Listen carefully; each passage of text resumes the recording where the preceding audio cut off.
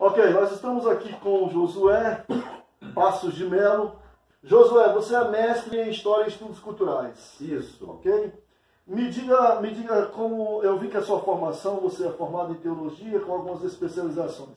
Mas eu gostaria aqui de perguntar a você. Você nasceu em que estado? Em que local que você nasceu? Eu sou amazonense. Você é amazonense? Nasci no estado do Amazonas, no município de Manicoré. Manicoré. Manicoré fica mais ou menos que distância daqui? De barco, em torno de 24 horas. Né? 24 horas. De, daqui lá? Daqui lá. Uhum. Avião, com certeza, é menos o tempo. De avião, no caso. Dá para ir de avião para lá também, no caso. Tem alguma empresa específica que faz esse trajeto? Não tenho conhecimento, mas é possível que haja, né? Uhum.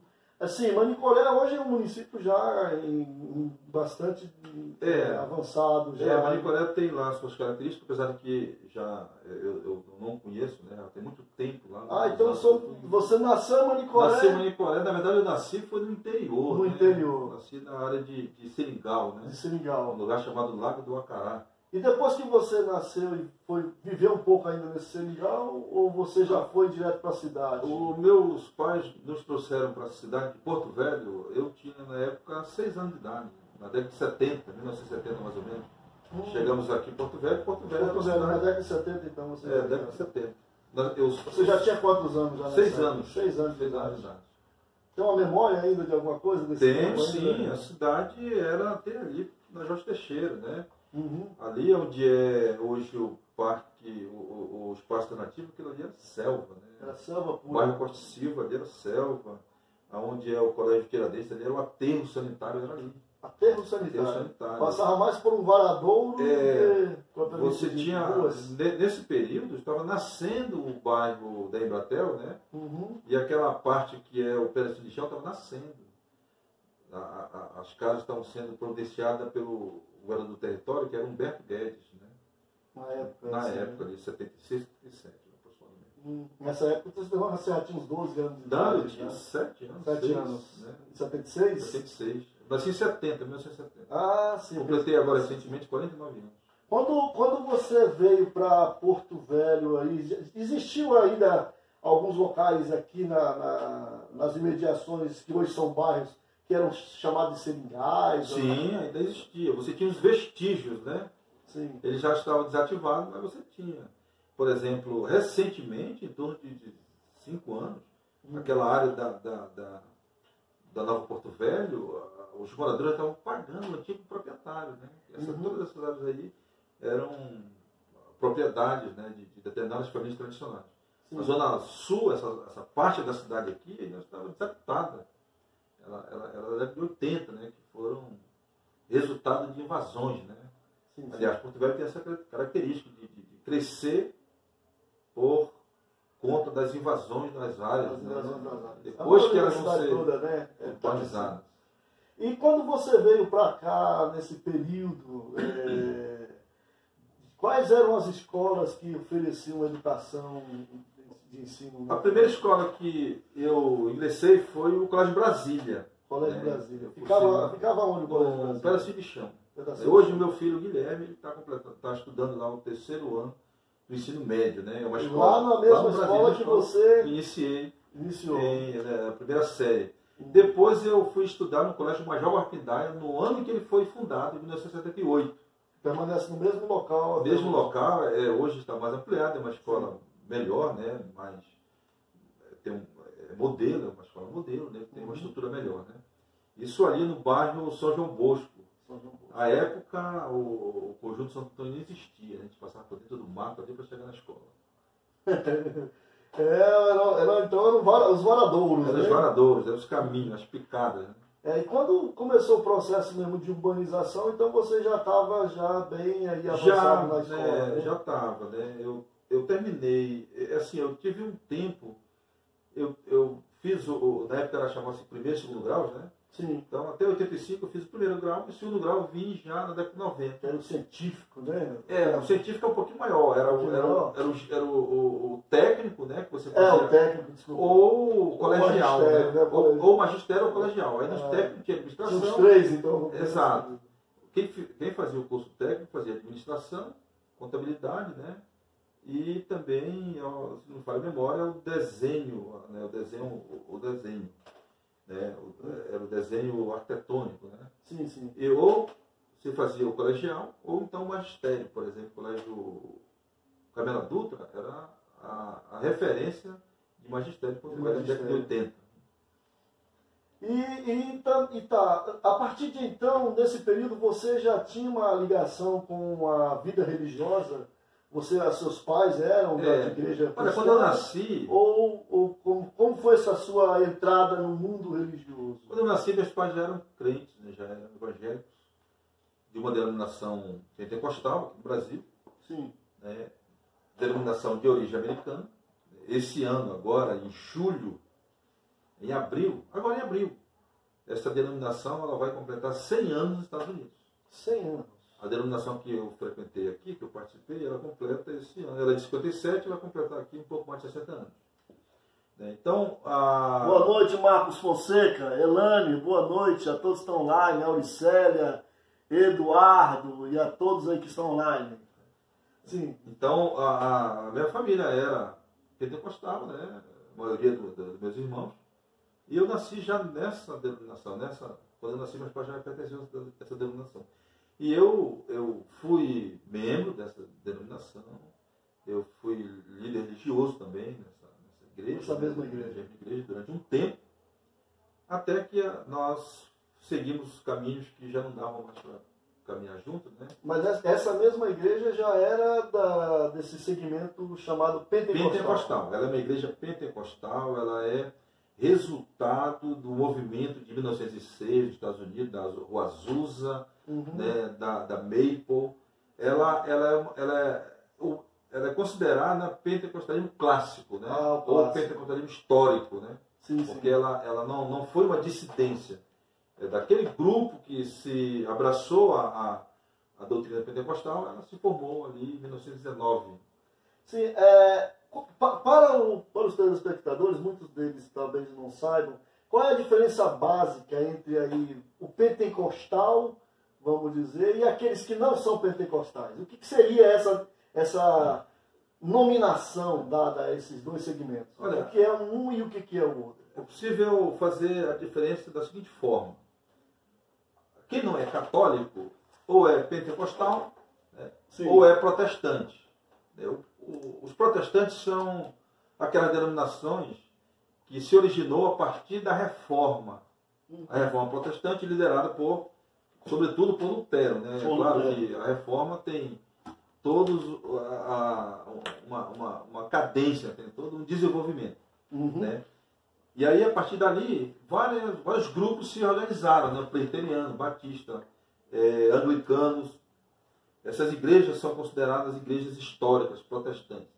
Os pentecostais, eles vão se organizar com membros que eram dessas denominações. Em 1906, um homem chamado Charles Fox Parham, ele fez a seguinte pergunta aos seus alunos: como a gente fazer com que a nossa pregação ela seja mais eficaz e contundente nessa sociedade aí que passava por transformações, uma vez que o protestantismo estava muito envolvido com a tecnologia da época, né? Com as novidades da época e com o desenvolvimento também. Né? A gente tem que verificar que nesse período aí, final do século e início do século, você tem aí as crises capitalistas, você tem aí o desenvolvimento econômico, você tem aí o desenvolvimento tecnológico, né? Sim, sim. E então os pentecostais, eles surgem a partir dessas igrejas históricas, né? Eles resgatam algumas crenças que a igreja abraçou lá no século I, como por exemplo acreditar que aqueles dons carismáticos lá dos apóstolos, como falar em outras línguas, o dom de colocar as mãos e curar, seriam contemporâneos até hoje, a partir do momento que você recebia a graça de ser batizado com o Espírito Santo. Então, esse grupo, essa doutrina, essa crença, fundamentada no livro de Atos dos Apóstolos, ela não foi recepcionada pelos protestantes. E esses evangélicos que aceitaram essa doutrina, eles foram convidados a sair, né, dessa denominação, e aí eles se organizaram, né, a partir dos Estados Unidos. Sim, sim. Considerando que você tem nos Estados Unidos dois vieses pentecostal negro, né, e o pentecostalismo branco, né, um liderado pelo Seymour, William Joseph Seymour, e o outro pelo Charles Fox Parham. Essa segregação, essa separação, ela veio se encerrar em 1994, quando houve o milagre de Mênfis, onde a Igreja de Deus em Cristo, que é uma igreja muito forte, né, e a Igreja Assembleia de Deus, eles se juntaram numa fraternidade, né? Falando aí aos internautas, a nossa imagem pode estar um pouco ruim.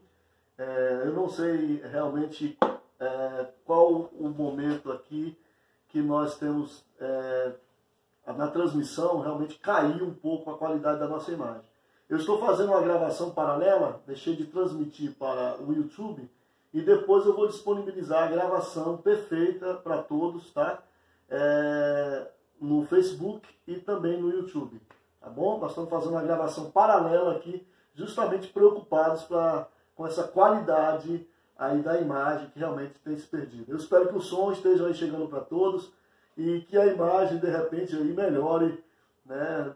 Devido justamente ao tempo, a qualidade realmente, nossas tecnologias realmente ao vivo para nós que disponibilizamos na internet, né, e o canal que nós utilizamos no Facebook, tem hora que realmente dá essas tremidazinhas aí, tá? Continue nos acompanhando, que a entrevista com certeza está ficando agradável aqui com os esclarecimentos do nosso mestre Josué.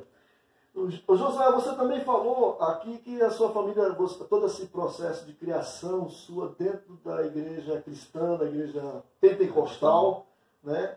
Logicamente isso despertou em você também um interesse acadêmico, né? De se desenvolver e se aprofundar cada vez mais aí como um conhecedor, um exímio conhecedor da religião. É tanto que no seu currículo eu percebi que você tem aí bacharelado e algumas especializações aí no ramo da religião. Eu gostaria que você falasse um pouco sobre isso. Como foi essa sua entrada no universo acadêmico, depois que você terminou o seu ensino médio, né, aqui em Portugal? O seu ensino médio foi regular mesmo, que você estudou, né? Foi. E como foi esse seu processo, então, aí, como evangélico naquele momento, protestante, né, assim... como foi essa sua entrada aí no mundo acadêmico, se especializando na religião? Bem, eu logo cedo eu adquiri o gosto pela leitura, né? Graças à minha mãe, apesar de que ela era aquilo que nós chamamos de semi-analfabeta, mas ela fomentou na nossa casa a leitura, né? E logo cedo, com 17 anos, eu tinha lido a Bíblia toda. E a partir do momento que você vai começar a ler, começam a surgir as perguntas. E eu tinha muitas perguntas. E essas perguntas, elas não encontraram respostas. Mas em 95, chegou em Porto Velho um campus avançado da Universidade Metodista do Estado de São Paulo. Eu fui o primeiro aluno a se matricular. Eu fiz o meu curso de teologia. Onde era esse campus avançado? Ainda é hoje, ainda ali na Afonso Pena, entre a Soldado Filho e a João Goulart. E tem um prédio realmente. Lá tem um prédio, tem biblioteca, tem uma estrutura muito boa que, olha que é distante, né? Em São Paulo, a estrutura é muito maior, né? É uma das maiores da América Latina. Sim. E eu fiz o curso, eu tenho uma irmã que estudou lá também, né? Então você foi o primeiro aluno a ser matriculado. Né? Olha o tamanho do interesse, né? Sim. E eu fiz o curso de teologia e eu vim ter mais convicção. Isso em 95. Isso, a partir de 95. Né? Meu curso durou 6 anos. Né? E aí, 6 anos. E aí eu fui à busca dessas respostas. E eu quero deixar registrado que um dos coordenadores do campus, que foi um pastor metodista, Helmut Hendricks, ele é da Alemanha, ele trouxe para mim um livro do Walter Hellenweger. E esse livro, ele conta, de 1979, conta a história, né, ou pelo menos um relato da história do pentecostalismo nos Estados Unidos, no Brasil, na América Latina e também na Europa. E a partir dali, outras perguntas surgiram. Né? E eu comecei a estudar por minha conta, até que em 2009 eu entrei na Universidade Federal de Rondônia para cursar o curso de História. E lá eu tive, como orientador, gostei de me registrar, professor Dante Ribeiro da Fonseca, que foi meu orientador na monografia, e eu desenvolvi o tema A Igreja Pentecostal na formação de Porto Velho em 1922. E a Igreja Pentecostal ela é a terceira denominação 1922 que chega em Porto Velho. Já havia aqui a Igreja Católica. Católica como pioneira. Exato. Em 1921 a Igreja Batista, né? 1921. Qual é a Igreja da Batista? A primeira Igreja Batista. Aquela que fica isso, ali na Presidente Dutra. E continua até hoje. Né? Só que antes de ser lá na Presidente Dutra, ela era na Júlio de Castilhos, atrás da Faculdade Católica de Rondônia. Então nós fizemos essa busca. E à medida que nós fomos pesquisando, nós fomos tendo contato com a literatura, com os livros, com as outras pesquisas, com outros estudiosos, né, do assunto. E hoje eu posso dizer que nós conhecemos os caminhos. Porque o movimento pentecostal ele é relativamente novo, 100 anos para a história é novo, né? Sim, no Brasil. No Brasil, né? No Brasil. Basicamente, se você fala em 1922 aqui, né? O Brasil começa em que ano esse movimento pentecostal mesmo? Ou o movimento evangélico, vamos dizer assim? Tem essas vamos pensar assim, que a Igreja Católica ela tinha hegemonia religiosa no mundo, né? Sim. Mas no Brasil nós tivemos pelo menos duas tentativas de se estabelecer uma base protestante. A primeira foi na Baía da Guanabara, ali no século XVI, lá sob o auspício de Durand Villegagnon, né, de se fundar a França Antártica. Então ali eram crentes huguenotes, né, foram expulsos pelos portugueses. Né. Depois, sob o patrocínio de Maurício Nassau, já no século XVII, você tem uma tentativa, e houve aproximadamente 15 anos, que conviveram ali não só protestantes, mas católicos e até judeus ali, e outras religiões ali, uma espécie de harmonia, né? Sim. Mas isso não prosperou também. No século XVIII, a Inquisição ela foi muito presente aqui. Então a Inquisição no Brasil. A Inquisição no Brasil, a Inquisição portuguesa, né, aqui no Brasil. Já no século XIX, a partir de 1810, o Brasil assina com a Inglaterra tratados de amizade, comércio, e navegação. E nesse tratado, especificamente no artigo 12, você tem ali a liberação, vamos dizer assim, para que os súditos da Inglaterra pudessem receber assistência religiosa com capelães e também realizar o seu culto e professar a sua fé. Eles não poderiam ter templos, né? Sim. Mas poderiam ter casas de oração. E não poderiam também fazer proselitismo, né? Fazer evangelização. Só que houve um pastor, o Calley, que ele era congregacional, então ele foi muito mais ousado. Ele começou um trabalho de comportar, de proselitismo, e organizou-se a Igreja Fluminense. Já no final do século, 1800 da segunda metade do século, você tem já as igrejas sendo organizadas, preteriana, metodista, anglicana, congregacionais. Essas igrejas elas vão se organizando, e quando chega aqui em 1910, uma dupla de suecos, Gunnar Wigler e Daniel Berg, você já encontra já um ambiente muito mais aberto, né? Menos hostil ao protestantismo, né? Outro segmento cristão que não católico, né? Já está menos hostil, e a partir da Amazônia, né? Essa dupla ela chega em Belém, eles eram batistas primeiramente, eles chegam em Belém, são recepcionados por um pastor batista, pastor Eurico Nelson, que também é sueco, e que foi o Eurico Nelson, pastor batista de Belém, que oficializou a igreja batista aqui em Porto Velho. Né? Ele fazia culto naquele prédio que era chamado era o Cúmulo Internacional, né? Que era dos funcionários, né? dos funcionários mais graduados da Estrada de Ferro, e ele foi-lhe permitido reunir ali naquele clube, né?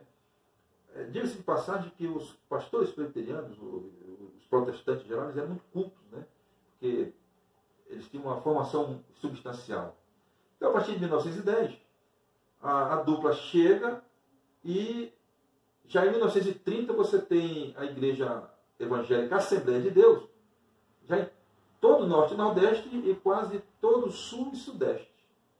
Prova tanto, em 1922, a igreja é organizada aqui no estado de Rondônia, na época ainda era ligado ao Mato Grosso e ao Amazonas, né? Mas já havia Porto Velho, né? E em 1928 você já tem a Igreja Assembleia de Deus em Guajará-Mirim e no Acre. 1928. 1928, 22 aqui e depois a Guajará-Mirim e Acre. E nessas regiões, essas localidades ribeirinhas aqui descendo Rio Madeira e subindo, que eram localidades mais expressivas, elas foram desaparecendo, né? Como por exemplo a Santa Rosa, né? E várias outras localidades descendo aqui rumo ao Rio Amazonas. Você falou ainda há pouco sobre Daniel Berg e Gunnar Wingren, que são dois suecos. São suecos que vieram para o Brasil nesse período pela Igreja Batista e tal. O que o Daniel Berg e o Gunnar Wingren, o que eles representam para esse movimento pentecostal nas Américas, ou não sei se seria essa a fala, ou no Brasil? Como é que você... o que essas duas figuras representam de expansão ou de crescimento? Como eles eram missionários? Missionários. Sim. Com essa figura deles até hoje, né, se percebe que são uma referência. São uma referência. Né? Então o que eles representam mesmo? Especificamente para o Brasil. Eles vieram para o Brasil. Né? O Daniel Berg, ele, de acordo com alguns pesquisadores, né, um dos que eu mais privilegio, é o Gideone Freire, que é um sociólogo da Igreja Assembleia de Deus Bethesda, Estado de São Paulo, que a pesquisa dele ela se circunscreve nesse tema, né? Uhum. E ele coloca que o Daniel Berg era um missionário, mas ele nunca foi ordenado, ele nunca chegou a ser um pastor, apesar de fazer o trabalho pastoral. Né? Então ele nunca foi pastor para a instituição, mas ele era pastor enquanto desenvolvimento de trabalho. Já o Gunnar Wingren havia sido ordenado, e também o Gunnar Wingren ele recebeu formação intelectual, ele chegou a cursar um curso de teologia. Então você tem aí o Daniel Berg sem a formação acadêmica e o Gunnar Wingren com formação acadêmica. O Gunnar Wingren ele deu todas as bases intelectuais para a doutrina da Assembleia de Deus. Né? Todas as bases intelectuais no Brasil, ela pertence a Gunnar Wingren. Automaticamente isso vai influenciar os outros segmentos que não eram, no caso, pentecostais. Mas eles vieram para o Brasil já como pentecostais? Não. Eles eram batistas. Eles eram batistas. Eles eram batistas e eles vieram para cá. Eles não foram enviados pela Igreja Batista. Eles vieram para cá. Aí nós temos aí duas visões. Primeiro, a visão, um mito, né? De que eles receberam uma direção de Deus lá nos Estados Unidos. Eles eram suecos, foram para os Estados Unidos por conta daquele movimento migratório que desde o século XIX você tem muitos europeus indo para os Estados Unidos, né? E a busca de trabalho por conta do desenvolvimento econômico, e eles vieram para o Brasil também nesse viés. Prova tanto o Daniel Berg, ele era um fundidor, ele trabalhava num estaleiro que havia lá em Belém, né? Enquanto que o Gunnar Wingren, ele estudava o idioma para depois ensinar o Daniel Berg à noite. Né? Então eles eram batistas, eles foram recepcionados pela Igreja Batista, mas eles não vieram oficialmente como missionários.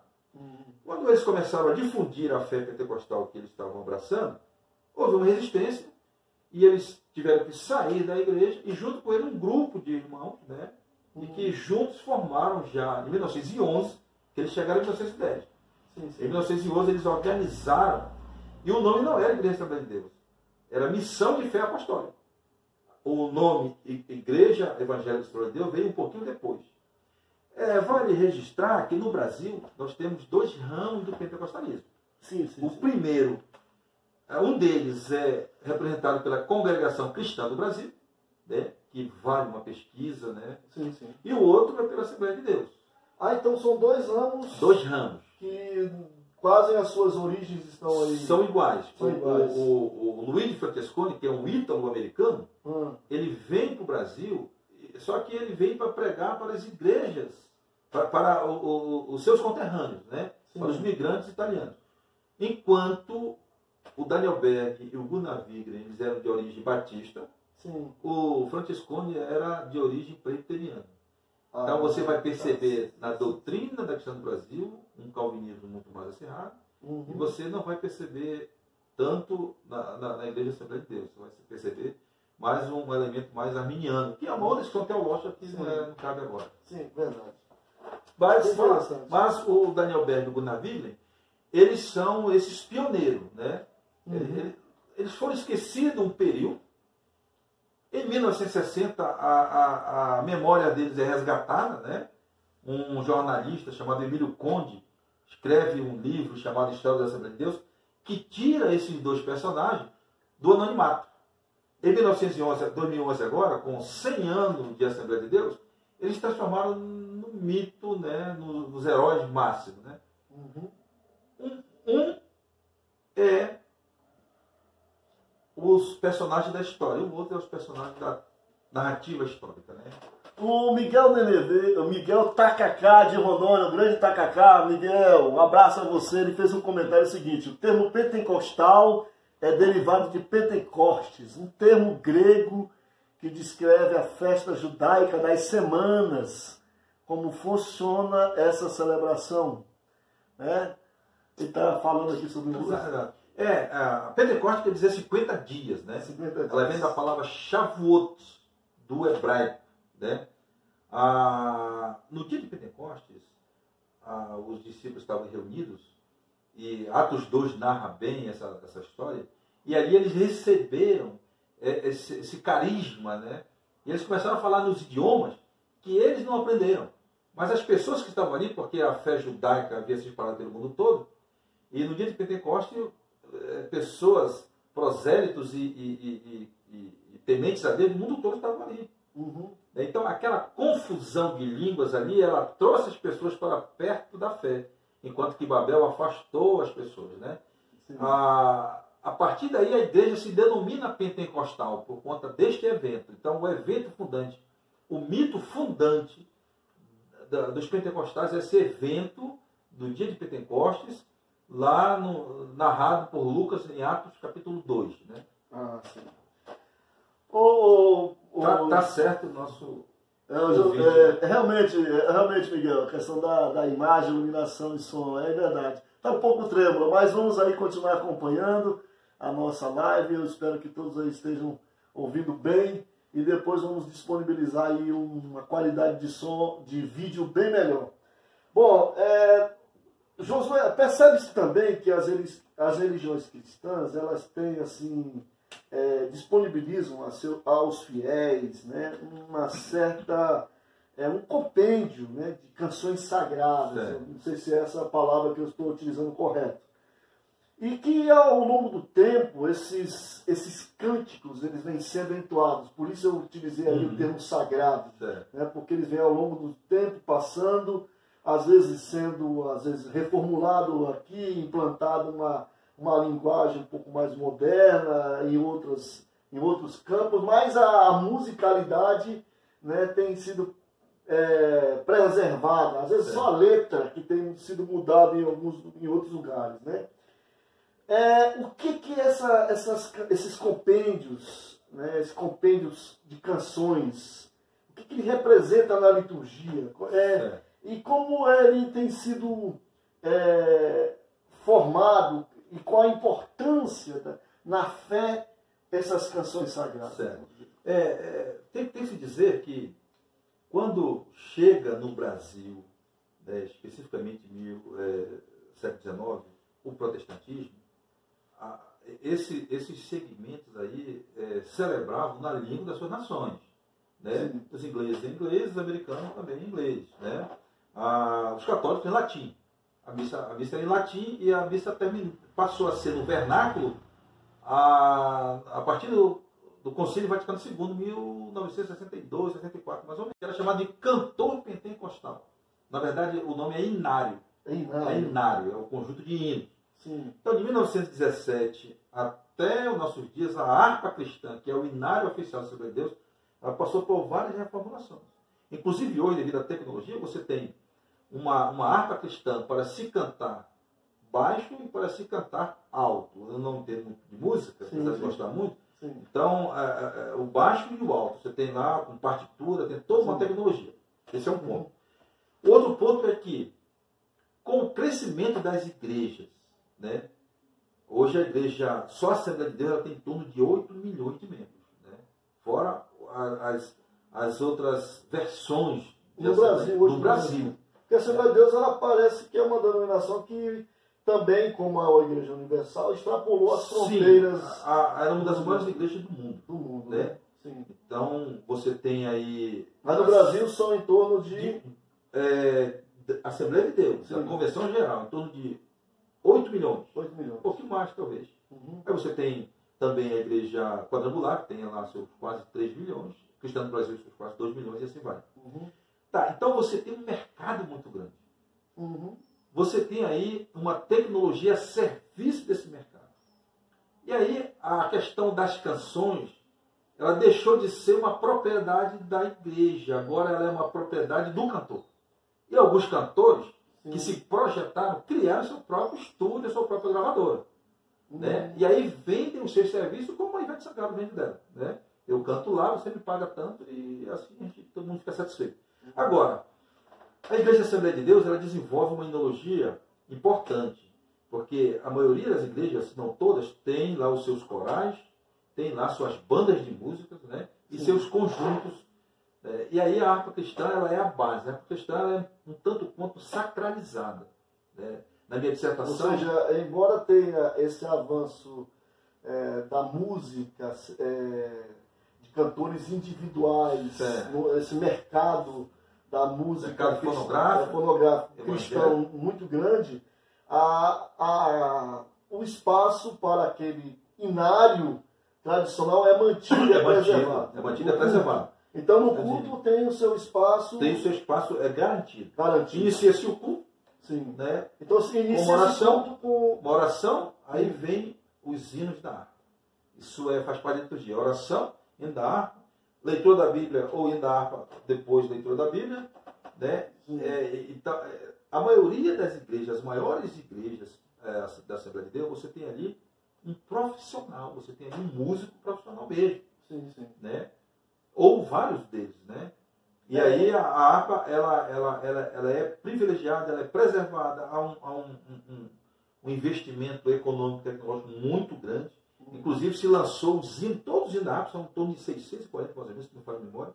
Eles foram lançados em CDs, alto e baixo, assim, acompanhando a harpa cristã, que é uma coisa linda, uma coisa maravilhosa. Apesar de que a gente percebe também que na liturgia de igrejas que não seguem os mesmos padrões, né, litúrgicos, vamos repetir novamente essa palavra, da Igreja Assembleia de Deus, mas existem momentos do culto sagrado dessas igrejas que eles utilizam também essas canções sagradas, desses inários, que, por exemplo, naqueles momentos de Santa Ceia, né, ou em outros momentos, por exemplo, como às vezes até o batismo, né, os hinos da harpa, eles são cantados, né, eles são cantados não só no momento do culto, mas também em alguns outros eventos da igreja. Vale salientar que as outras denominações também possuem seus inários. Cantor cristão, né? A Igreja Batista, o nome do inário é Cantor Cristão. Né? O primeiro a organizar no Brasil um inário, uma enologia, foi o casal Callen e Sara. Né? Eles eram músicos, eles organizaram um inário com um pouco número. A partir daí, esse inário, ele é, vamos dizer assim, o avô de todos os outros inários que seguiram. A diferença da harpa cristã para os outros inários é que a harpa cristã, ela privilegiou hinos que vão destacar a doutrina, a fé, do batismo com o Espírito Santo, dos dons, né? Do mundo vindouro. O pentecostalismo... Toda aquela divisão teológica, sim, estão nos hinos. A gente não pode negar que é uma produção muito boa. Existe ali uma poesia, né? O pentecostalismo ele tem ali 4 esteios, né? 4 bases, né? A partir de uma cristologia. Então, crê-se que Cristo salva, Cristo cura, Cristo batiza com o Espírito Santo e um dia vai voltar. Daí a igreja do Evangelho Quadrangular. Foi desenvolvido pela I.B. McPherson. Né? Então, as igrejas pentecostais históricas, né, as tradicionais, as mais antigas, elas têm essa base, né, essa cristologia, que é um assunto da teologia. Vamos polemizar um pouquinho mais agora, aqui, já que nós estamos falando disso. Agora eu vou fazer uma pergunta assim, um pouco mais agora no campo também da história, né, para você.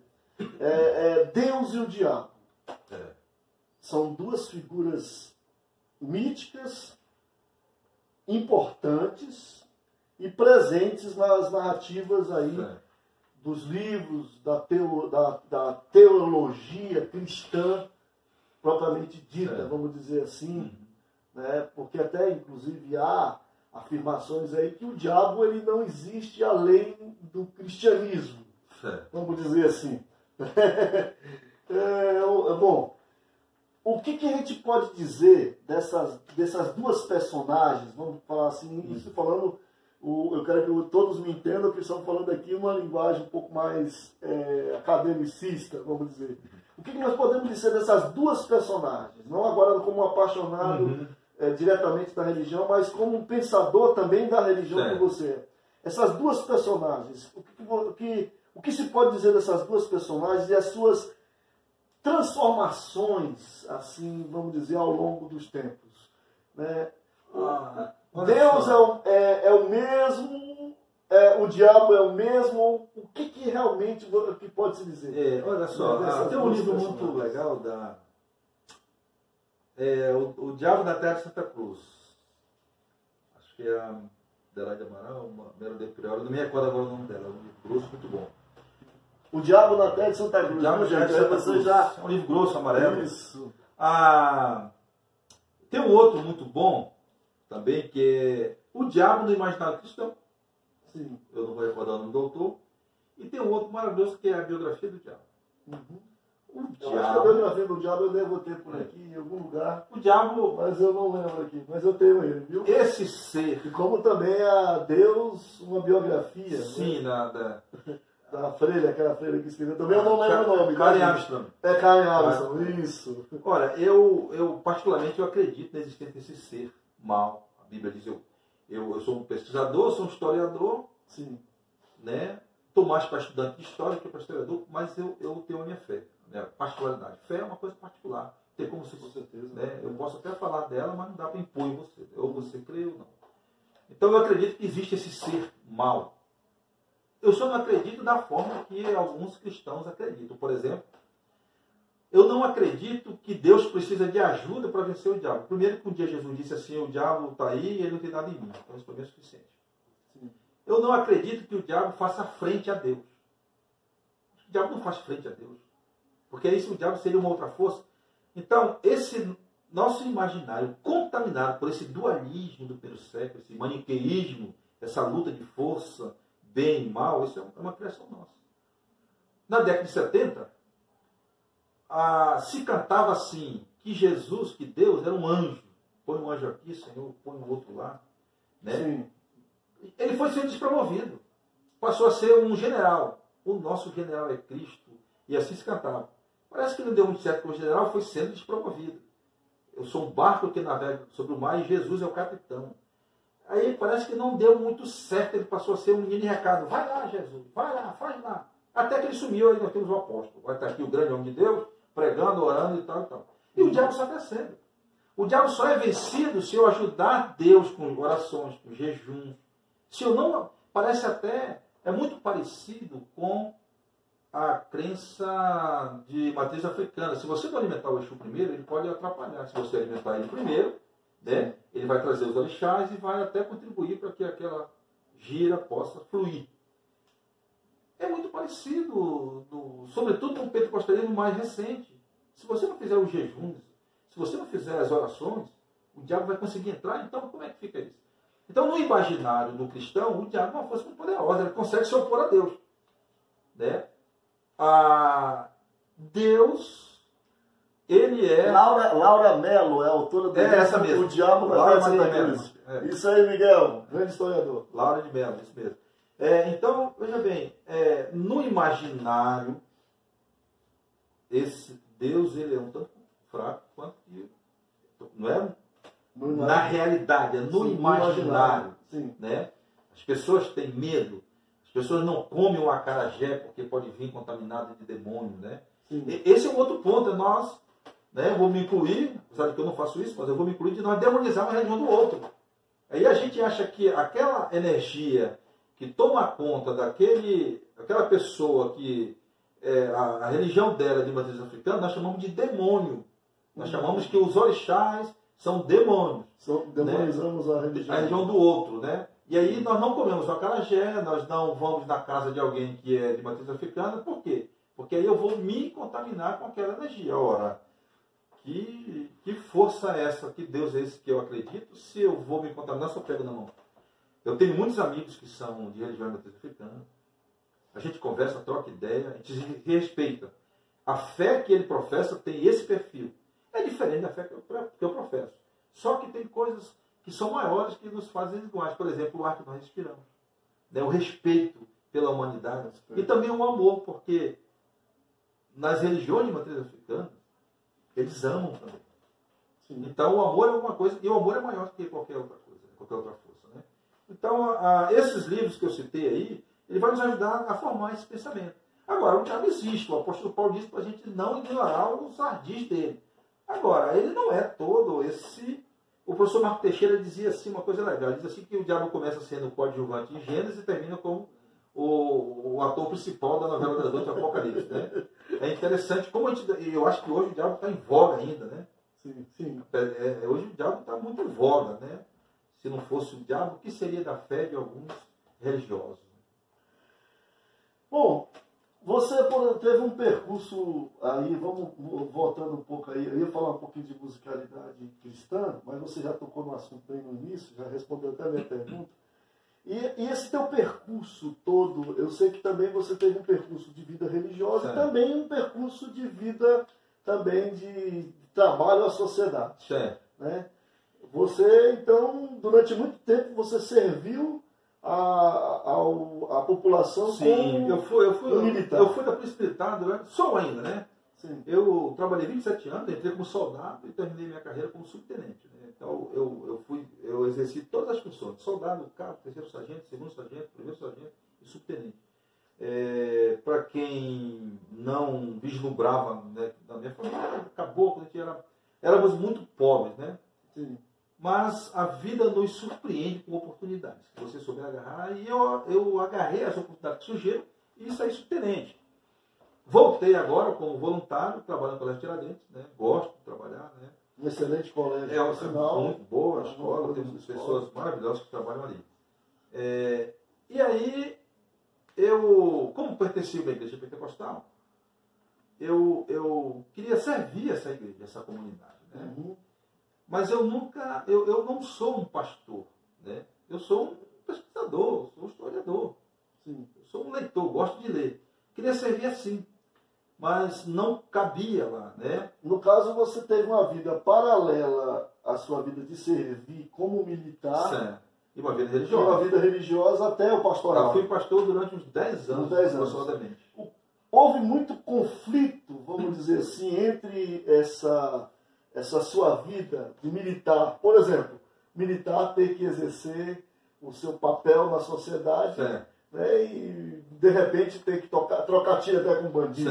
Vamos dizer assim. Né, aquele que é considerado marginal, bandido, que infringiu as leis da sociedade. Como foi havia o conflito, essa sua vida, seu percurso da vida religiosa paralela à sua vida de militar? Como que você trabalhou? Eu entrei na Polícia Militar, eu tinha 19 anos. Né? Eu entrei no mês que eu completei 20. Naquele tempo tinha em Porto Velho mais de 100 gangues. Não tinha como conversar com essas pessoas. Né? Você chegava lá e usava força física. Isso em 90. Em 1990. Eu sempre me esforcei para não ser arbitrário, mas eu também não fui covarde. Existe um ponto na filosofia que é a coragem moral. Né? Quando eu fui promovido a cabo, aí eu fui comandar a guarnição. Né? E estava mais exposto ainda. Eu perguntei num pastor nosso, eu tenho por ele ainda uma grande admiração, eu falei assim, e como é que fica a minha situação, né? Eu como policial, e se eu tiver que usar a minha arma? Porque a arma é para repelir uma injusta agressão contra você ou contra outrem. Né? A arma não é para dar tiro, a arma é para repelir. O fator morte é uma consequência. Por isso que você tem as exclusões de criminalidade no artigo 24 do Código Penal. Se preencheu aqueles requisitos, o Estado te absolve. Só o Estado tem poder para usar a violência e tem poder para dar direito a usar a violência. Ok, eu perguntei para ele, como é que fica eu, como militar, se eu tiver que usar minha arma numa situação... Ele falou assim, se o seu coração estiver limpo, ou seja, isento de raiva, isento de maldade, fica tranquilo. Né? Tudo é o coração. O Salmo 24 diz assim, Senhor, o que vai habitar no teu tabernáculo? Quem tem um coração limpo. Eu não sei se eu tenho um coração limpo hoje, não. Né? Sim, sim. Mas naquele tempo ali, saindo da adolescência, bem dizer, eu peguei esse ensinamento. Né?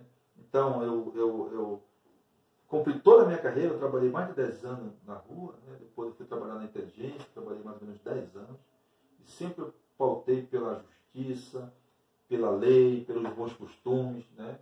Sempre fui profissional, né? Eu nunca fui denunciado por fazer uma coisa que pudesse denegrir a instituição. Eu sempre procurei fazer aquilo que estava previsto.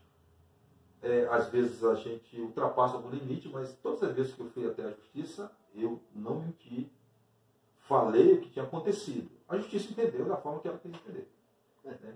Então, na religião não tive problema. Eu fui pastor e ainda trabalhando na Polícia Militar. Nunca se chocou.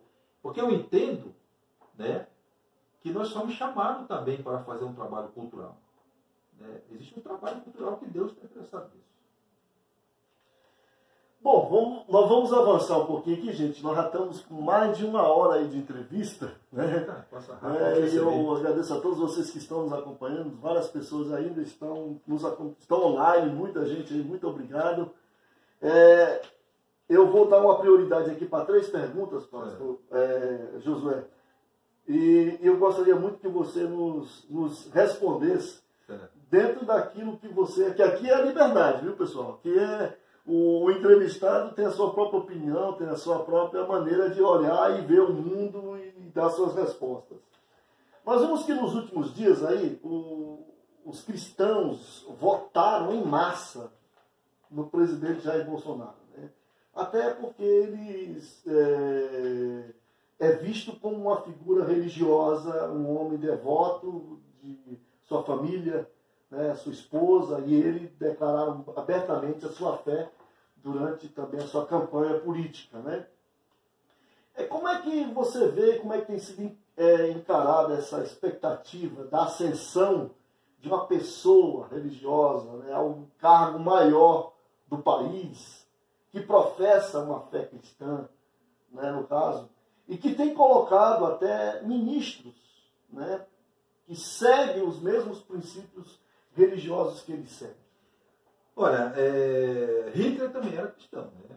Hitler, ele era luterano. Eu percebo, olhando a história, olhando o que estamos vivendo aqui, é a mesma atmosfera. Né? Os conceitos de totalitarismo, militarismo, nacionalismo, que estava ali na Europa, ali na Alemanha, antes de Hitler assumir, é o que está tendo hoje também.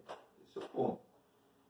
O outro ponto é que é temerário, né, a gente falar alguma coisa, porque nós estamos há 4 meses só. Vamos esperar mais um pouco, né? Queira Deus, seja uma boa gestão e nós tenhamos realmente mudanças sociais, né? Agora, o que eu percebo, porque assim, a corrupção, a desonestidade, ela está muito impregnada na sociedade brasileira. E aí a gente olha para o presidente e quer que ele seja honesto por nós. Então, é verdade. Ele tem que ser a figura perfeita. A figura perfeita. E nós? A divindade perfeita para resolver os problemas imperfeitos e os nossos imperfeitos. As pessoas estavam... Nossas imperfeições. Exato. Enaltecendo o presidente porque ele assinou com uma caneta BIC. Isso não quer dizer nada. Quero saber lá no particular, como é que ele é, como é que ele trata. O outro ponto é que ele já falou em alto e bom tom que é um governo de filosofia liberal. Procura na história o que é os liberais, para ver o que é. Né? Então nós temos aí novamente o avanço dessa mentalidade capitalista. Acho que vamos esperar, né, que realmente seja tudo como nós estamos sonhando e querendo. Né? Concernente a ele ter a bênção de alguns segmentos, ora, ele é presidente da República, se eu tenho um grande empreendimento religioso que me rende dinheiro, quem foi lá impor as mãos nele? Quem está na mídia, os vendedores de livros, os vendedores de bênçãos, os vendedores de sonhos, estão aí. Estão os grandes personagens religiosos da televisão. Foram lá, claro. Né? De repente pode sair um canal para mim aí, né, se eu falar dele, se eu rogar a Deus por ele. Né? Bom, ok. Bom, como uma outra questão também aqui, que a gente tem percebido muito, mestre Josué, é que há um certo olhar dos pentecostais e dos cristãos, olham para a universidade como um espaço ateu, ou como um espaço, muitas vezes, de corrupção dos costumes, vou usar essa palavra aqui, onde se corrompe, a pessoa entra cristão, vamos dizer, e sai ateu, ou o que quer que seja. Como é que você, na sua ótica de cristandade, de cristão, como é que você enxerga o ensino acadêmico e até mesmo em comparação com o preparo intelectual que os obreiros, que os líderes religiosos e que até os membros de igrejas têm? Né? Como é que você olha assim? Eu acho que uma das grandes prisões do ser humano é a ignorância. Jesus disse: conhecereis a verdade e a verdade vos libertará. Aí eu estou usando isso aqui como um princípio. Né? Por exemplo, quem não sabe usar tecnologia, ele está preso nessa ignorância. Quando ele sabe usar, ele monta um estúdio como esse aqui, né, usando peças. Né? O desconhecimento faz com que nós tenhamos esse discurso anti-universidade. O segundo ponto é que o nosso discurso ele é tão raso lá na igreja. Abraço, Joel. Um grande abraço para você, Joel, também que está online. Grande mestre. Às vezes o nosso discurso lá na comunidade é fraco, porque ele não suporta o discurso da universidade. Porque assim, você tem aí, eu vou partir do princípio de que o Atos dos Apóstolos são relatos históricos. Você tem o apóstolo Paulo, que estava muito bem firmado na sua fé, e ele chega em Éfeso com 12 pessoas, e ele consegue em 2 anos mudar o pensamento. Ali você tinha uma estrutura ali religiosa forte, o culto adiano, você tinha uma estrutura intelectual forte, você tinha vários filósofos que eram também sacerdotes da Diana, Heráclito, por exemplo, né? E você tem uma economia a partir dessa religião, que eram os que faziam as imagens que vendiam para o mundo todo. No entanto, Paulo chega lá pregando o Evangelho, e há toda uma comoção. Atos 17, você pode confirmar isso. Aí você tem um discurso fraco na igreja, por conta da falta de preparo. Esse aluno, que quando ele consegue chegar na universidade, ele não suporta o discurso. Não é que a universidade desvia as pessoas. Então o aluno, essa pessoa, vamos dizer aqui, estava mal educada no Evangelho. no Evangelho. A fé que ele professava era uma fé de um discurso, que não suportou. Não suportou lá uma aula sobre Marco Teixeira, Dante. Né? Não suportou. Explicando aquelas coisas que estão nos livros aí. E aí ele deixa de crer. Por quê? Porque a mente dele abre. Olha, eu passei por um curso de ciência da religião. Né? Eu passei por um curso de história, eu passei por um mestrado de história, no entanto, a fé não mudou no meu coração. Mudou o meu modo de ver. Né? É possível, sim, um pastor pentecostal manter o seu fervor e mesmo assim ter um preparo intelectual, teológico, e você tem isso no Brasil. Né? Em Vitória, lá em Espírito Santo, você tem lá uma faculdade de teologia pentecostal, onde eles estão trazendo pensadores de outros países. Você tem também Joinville, o Instituto Refidim, que é uma referência naquela região ali, de pessoas que estão buscando conhecimento mais substancial. Agora, não é visto por conta das hermenêuticas equivocadas, de que a letra mata. Eu já perguntei em vários lugares, que letra assassina é essa? Que, se for fazer um curso de medicina, né? Se você for fazer um curso de medicina, é bom um médico ou advogado. Se você vai fazer um curso de teologia, é bom refletir sobre a Bíblia. E qual é essa letra assassina? É uma má hermenêutica. Né? E também, quando um aluno vai para a universidade que ele consegue captar aqueles ensinos, ele é liberto. A sua mente fica livre, não fica mais cativa a outro discurso. É muito difícil você manter cativo a mente de alguém que está livre. Né? E aí, a menos que você tenha um discurso, não mais para prender essa mente, mas para levar essa mente a refletir. E aí você tem um líder religioso sem preparo, você vai ter lá na sua mente pessoas menores que você em termos de reflexão. Bom, eu vou encerrar agora, pessoal, nossa entrevista com mais uma pergunta, a última pergunta agora. Está muito boa a entrevista, realmente, Miguel, muito boa mesmo a entrevista. Muito conhecimento aqui, o professor, mestre Josué de Melo. Passo de Melo. É possível aliar, então, esse preparo acadêmico com o fervor pentecostal? Perfeitamente, perfeitamente. É possível? É possível. O que... Não vai haver um confronto? Não vai haver. O que vai acontecer que são as esquizofrenias, elas vão sair. Você vai poder discernir o que é a ação do Espírito do Senhor e o que é manifestação dos meus problemas interiores. Tem um livro muito legal, A Psicologia do Cafuné, que é do Roger Psicologia do Cafuné, viu, pessoal? Psicologia do Cafuné. Já gravem esse nome aí, ó, já pesquisem, que é um excelente livro. Então, se você for fazer uma pesquisa e comparar os cultos de matriz africana e os cultos pentecostais, você vai ver que alguns elementos, alguns movimentos, inclusive, que acontecem lá no terreiro, acontecem aqui na igreja. E lá no terreiro a gente sabe que alguns movimentos, eles fazem parte dos anseios daquela alma que recebeu aquele orixá. E você vê um outro movimento aqui na igreja pentecostal. Por quê? Porque também essa alma está angustiada. Esse movimento, essa fala, esse choro, são cartazes. É a alma que está precisando de aconchego. É diferente da ação do Espírito Santo. Né? O Espírito Santo, ele age para fora e não para dentro. Ele leva a mudança. Quando a igreja foi tomada pelo Espírito Santo ali no Atos 1 e no Atos 2, o que aconteceu logo de cara? Não havia necessidade entre eles, não havia doentes entre eles, porque havia uma esperança e uma singeleza. Você vai nas igrejas, tem gente passando necessidade, enquanto o outro está entrando lá com o carro zero do ano. Então, essa disparidade de condições, que espírito que está agindo. Né? Então, é possível sim. Na América Latina aqui, tem um seminário, é o CENSUD, Seminário Sul-América, no Equador, excelentes doutores.